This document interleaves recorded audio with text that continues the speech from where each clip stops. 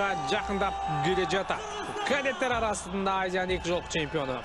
Кадеттер арасында дүйнө чемпиону, өспүрүмдөр арасында дүйнө чемпиону. Айтор бұл спортчунун жеңиштерин санай берсек өтө көп. Финалга чейин 2 беттеш өткөрдү. Ибрагим Магомадовду уткан чейрек финалда, андан соң жарым финалда Амир Абдини 12 кесебин утту. 2 иреттен ата-анашын 5 упайлык кыкма менен укмуштуда бир көтөрүп чапкандыгын көрдүк. Ата-анашымдан Нао Кусака, жапониялык балбан.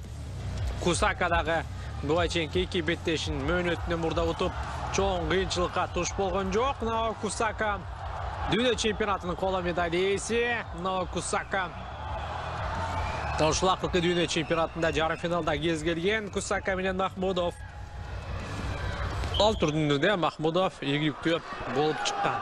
Азия чемпионаттарында азырынча медаль жок. Өспүрүмдөр арасында Азиянын 2 жолку коло медаль ээси, бирок чоңдор арасында Кусака азырынча медаль уткан эмес. Жада калса күмүш дагы, коло медаль дагы жок. Аны эмесе кеттик, келиңиздер көрөлү. Караңыздарчы, Бишкек аренага келген күйөрмандар 1 секундтага тынч отурууну каалабайт. Сөзсүз түрдө мына ушундай колдоолор керек. Бул биздин балбандагы жолго жакшы дем күч болсо, экинчи жагынан ата-анашка чоң кыйынчылыкты жаратышы керек. Мына ошол себептен бекеринен спортто, кайсы гана спорттун түрү болбосун, өз үйүндө дуалдар дагы жардам берет деп бекеринен айтылбайт. Нагжол Махмудов, өзүңүздөр билесиздер, стили ушундай десек болот, шашылбайт. Ата-анашын күтөт, ата-анашын катасынан кармайт. Мына буга чейинки жарым финалдык беттеште деле ошону байкаганбыз. Бирок Кусака оңой менен ката кетирбеген балбандар. Караңыздарчы, Кыргызстан деген кыйкырыктар бизге чейин угулууда. Мына ушундай колдоонун астында жакшы жыйынтыкты күтөбүз.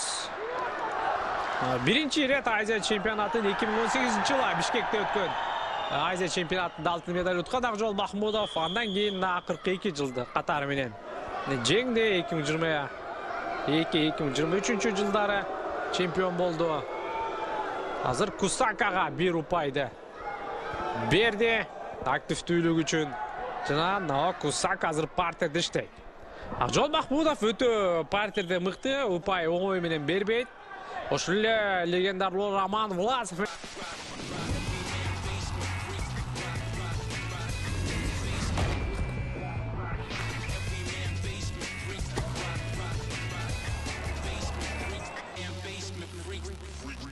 болгон беттеште Роман 1 эмес 2 ирет партерден эч нерсе кыла албай койгон, билесиздер. Кусака азыр аракетин жасайт. Кусака ой-ой-ой, ойлош керек азыр. Бир далысын тийгизүүгө жакын болгон. Тургузуш керек ого. Жакшы эле аракет жасады Мейрамбек Ахметов. Ал дагы челлендж алууда. Кусака демек коргонууда. Махмудов бир аз эрежени бузду деген пикирде алар. Келиңиздер кайталоодон көрөлү.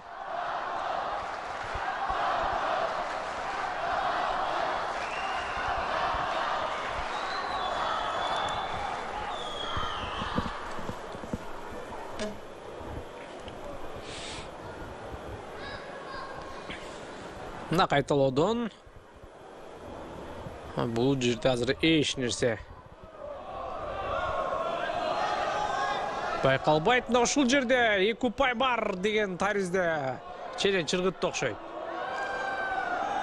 Менимче тийген жок. Бул эпизоддон эми так көрүнбөйт экен, далысы тийдиби тийген жокпу.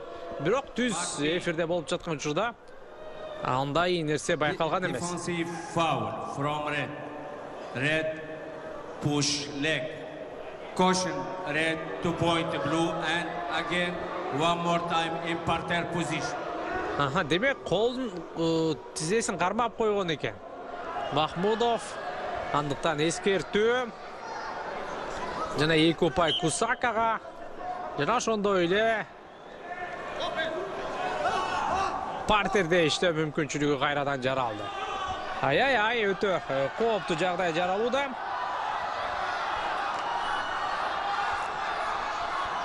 Экинчи аракет. Жок, көтөрүш керек, бүттү. Ооба. Калыстын ышкырыгы жаңырды жана туруу абалында беттеш улана. Эми биринчи номер менен иштеш керек. Эми биринчи номер менен иштөөсү зарыл. Кусака 3 упай айырмасында алдыга чыгып алды. Убакыт жетиштүү. Менимче Акжол Махмудов экинчи бөлүктө өзүнүн артыкчылыгын көрсөтүп, партерде иштөө мүмкүнчүлүгүн күтөт.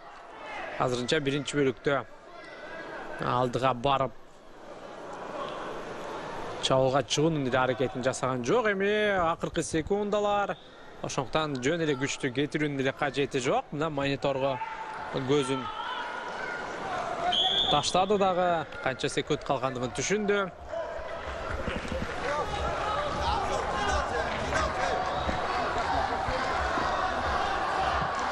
Көрөрмандардын колдоосу Бишкек аренага толуп келген көрөрмандардын ар бири жан тартып турат. Бардыгы дал ушул Акжол Махмудовдун жеңишке жетүүсүн күтүп турган учуру.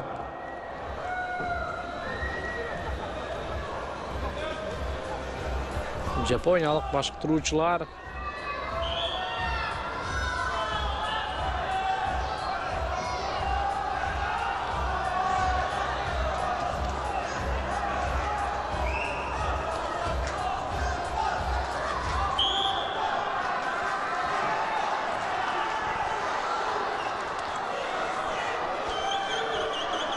жана экинчи бөлүк башталды. Акжол Махмудов биринчиге 3 мүнөткө караганда жакшы аракетин баштады, бирок караңыздарчы колдон кармап Кусака өзү чабуулга чыгып бара жатат. Ойлош керек. Атандаш негизинен жапониялык балбандар өтө шамдагай билесиздер.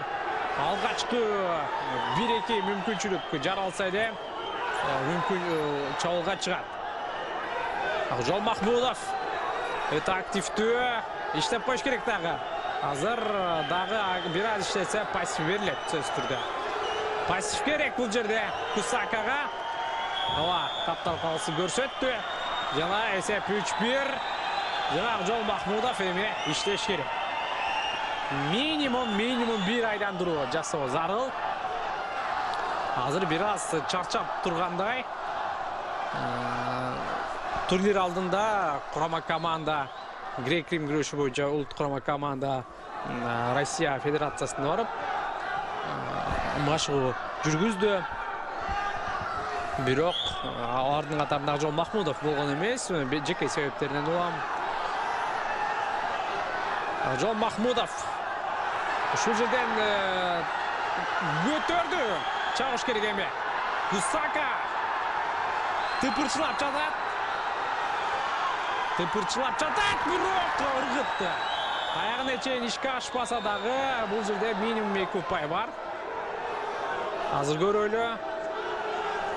Же 1 упайды көрсөттү окшойт, киремдин сыртына чыгарды деп. Толук кандуу албетте. Чабуул ишке ашпады. Бул жерде челлендж басты. Эгерде челлендж утула турган болсо анда абал чындап өтө оор болуп калат. 4-2. Акжол Махмудов дагы дал ушул аракетине көп күчтү жумшагандыгын көрдүк, байкасаңыздар.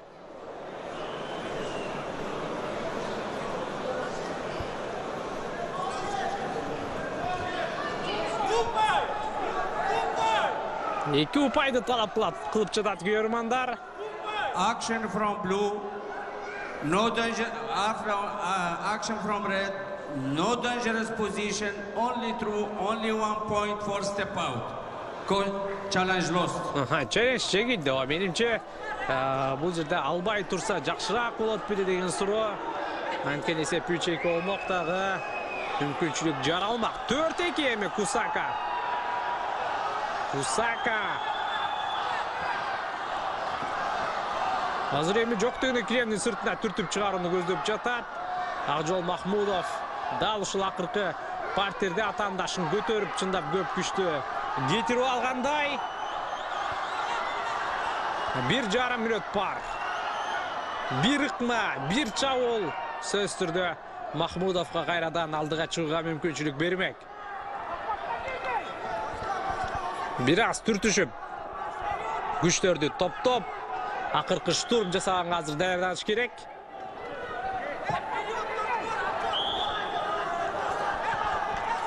Мына Мейрамбек Ахметов гана эмес, анын артында турган Азат Эркинбаев жана Улукбек Карачолоков да азыр Акжол Махмудовго өздөрүнүн ойлорун жеткирүүгө аракет кылып жатат. Жакшы белге кирип барган, бирок Кусака дагы абалды көзөмөлдөп кетти. Кусака мүмкүнчүлүк бербес азыр. Башкача бир өзгөчө аракеттерге баш керек, креативдүү. 40 секунд. Жана кайрадан бирге кирди, аягына чейин чыдаш керек. Жок. Бул ирет дагы Кусака коргонууда кемчиликсиз. Кайрадан жасаш керек, убакыт акырындап. Кусаканын пайдасына өтүп бара жатат. Акыркы 17 секунд жана Акжол Махмудов. Ооба, биз бул жакта кыйкырганыбыз менен албетте Акжол Махмудов чарчады жана акыркы мүмкүнчүлүк. Жана жок, жасай алган жок албетте. Акыркы штурм жасаганга күч жетпеди жана Нава Кусака Азиянын жаңы чемпиону.